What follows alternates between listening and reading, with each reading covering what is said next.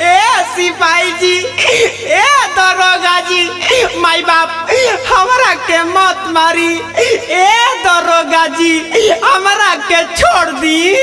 अच्छा छोड़ दी? साला सब ढोंगी बाबा है।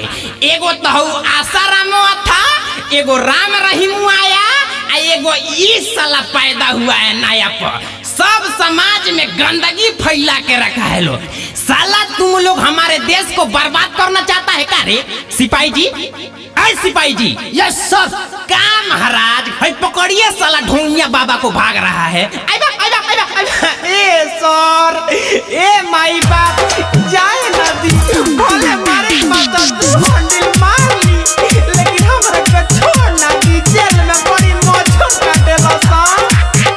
हर लोग के भलाई सुबह शाम होखेला, खाली लोग के भलाई सुबह शाम होखेला। हमरा मठिया में घोटिया न काम होखेला, हमरा मठिया में घोटिया न काम होखेला। घटिया काम ना होला। अरे और लड़की कौन है रे? पकड़िए तो सिपाही जी। ए सर वो हमार चेली लिया। आप सुन रहे हैं अमित पटेल की आवाज में।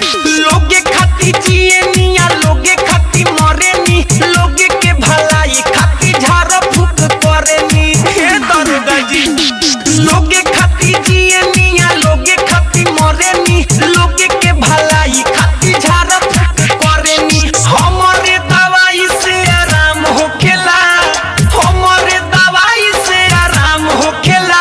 हमरा मठिया में घोटिया न काम होखेला, हमरा मठिया में घोटिया न काम होखेला।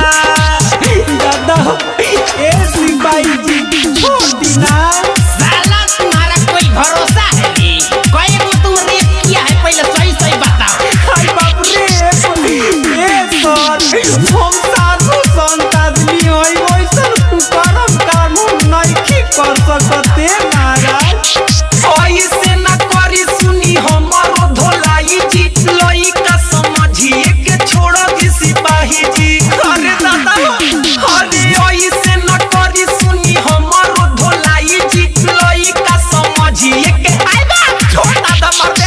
अच्छा काम कोइला से नाम होखेला, अच्छा काम कोइला से नाम होखेला। हमरा मठिया में घोटिया न काम होखेला, हमरा मठिया में घोटिया न काम होखेला। हर लोग के भलाई सुबह शाम होखेला, खाली लोग के भलाई सुबह शाम होखेला। हमरा मठिया में घोटिया न काम होखेला।